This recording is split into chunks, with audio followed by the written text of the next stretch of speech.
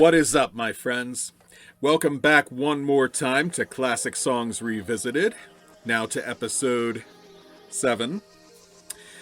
Now, if you were with us last time in episode 6, you know that we traveled back to the late 60s with the Grateful Dead.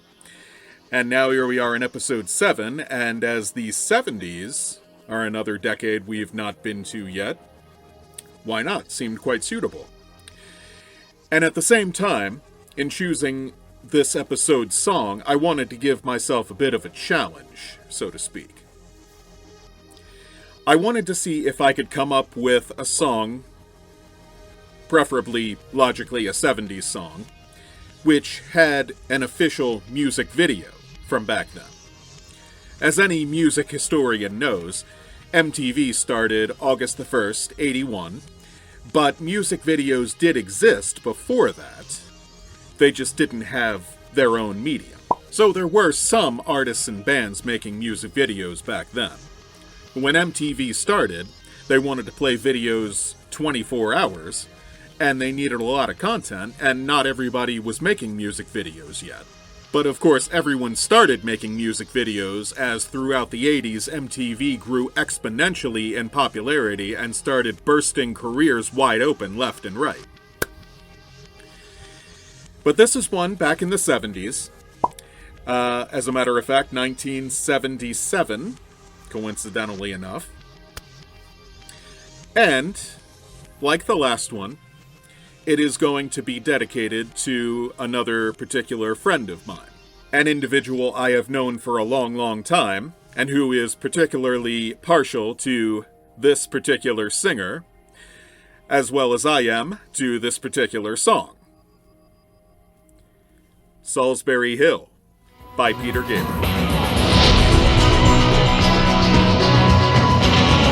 I find just so very many noteworthy things about this song. Let's start anywhere. SOLSBURY Hill is a real site in Somerset, southwest England, standing over the Avon. Though hardly a misnomer, Salisbury is flat-topped, thus quite suitable for a mid-20-something British ex-band member turned newly solo recording artist to embark on a spiritual retreat there, thus resulting in the inspiration for an autobiographical new entry in his song catalog. Starting in his later teens, Peter gathered schoolmates to form a prog rock band which meandered through a few names before settling on that which shares its name with the opening book of the Old Testament, Genesis. Peter fronted Genesis from this point till 1975, at which time he reportedly wanted a breather from the music industry and decided to leave the band, with the support of the other members. To take over as lead singer at the time, out from behind the drums and up to the mic stepped an uncertain young Phil David Charles Collins. The rest of Genesis from here, as we say, is history. During his holiday of sorts, Peter found his way to SOLSBURY Hill and proceeded to meditate on his life and career. The inspirational journey resulted in the namesake song, and by the following year, Peter was back in the recording studios laying down the tracks and vocals for his first solo album, also eventually released through Genesis UK label Charisma. The debut album and its first single were out by the spring of '77. When it came to the writing of SOLSBURY Hill, Peter's spiritual retreat was but one factor involved. Some speculated the song was inspired by seeing Bruce Springsteen live. Others posited that it was an account of his departure from Genesis and the interaction with his bandmates. The insight Peter himself has offered on the song is, it's about being prepared to lose what you have for what you might get. It's about letting go. I mentioned the music video aspect in the intro. The SOLSBURY Hill video on Peter's website and YouTube channel is a mishmash of an original promo clip from '77 intertwined with some newer video footage from around 1990, including Peter's lip-syncing. I watched the video the first couple of times before finding out that bit, and thought it seemed the video had trouble settling on a tone, so to speak. Up to that point, though I'd certainly seen Peter's later videos and thus knew what I was likely in for, I understood, too, this was his first solo video, and at a time when music videos were still a very new, young phenomenon. That little mishmash update helped clarify things for me. The '77 debut album was self-titled, a very simple and straightforward move, until 1978 brought us Peter's sophomore effort, also self-titled. 1980 and 82 respectively saw the releases of albums 3 and 4, which were also self-titled. So here's a fun sentence to say. Peter Gabriel's first 4 solo albums were called Peter Gabriel, Peter Gabriel, Peter Gabriel, and Peter Gabriel. To differentiate between them, fans, critics, and databases alike more or less nicknamed them Peter Gabriel 1 or Car, Peter Gabriel 2 or Scratch, Peter Gabriel 3 or Melt, and Peter Gabriel 4 or Security.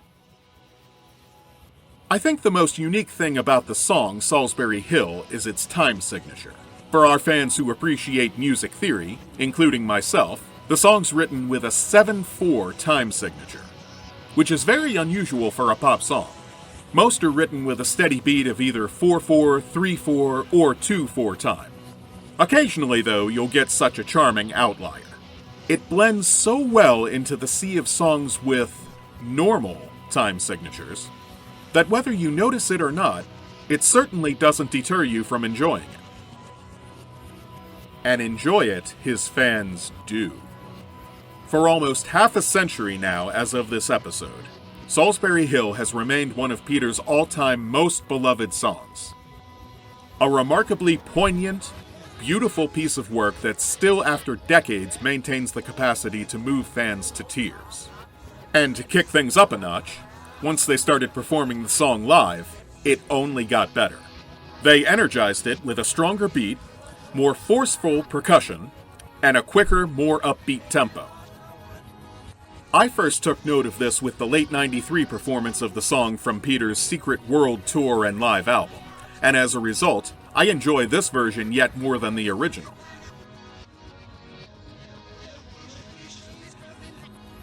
I've always liked Peter. I absolutely love how his solo career blossomed and fit perfectly into its space in the jigsaw puzzle of 80s pop culture. Of course, his career isn't limited to the 80s, but it really is where he hit his stride and took off. And if you watch his music videos from the 80s, there is no question that he is really one of the pioneering geniuses of music video innovation.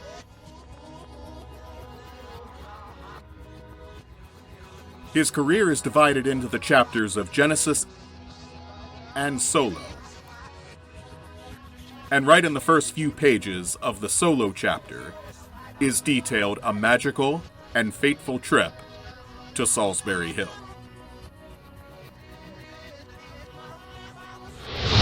So there we are, my fans and beloveds. There's our little look at Solsbury Hill by Peter Gabriel, our inaugural 1970s classic song revisited. The song is recorded in the key of B major, and the original studio album version, at least, is around 103 beats per minute or so. It peaked on the UK singles chart at number 13 and on the US Billboard Hot 100 at 68. If you'd like to add anything, please feel free to do so below. If you do enjoy the video, want to see more, take the class actions, as usual. CLASS, comment, like, and share, subscribe.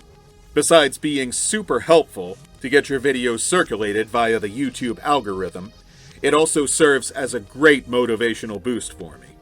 If I see you enjoy the videos, definitely I'll want to supply you with more.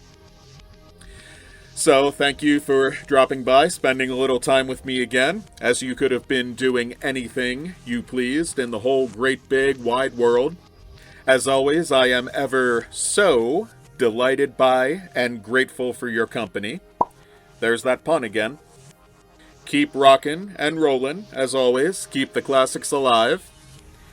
And I'll see you in the next song.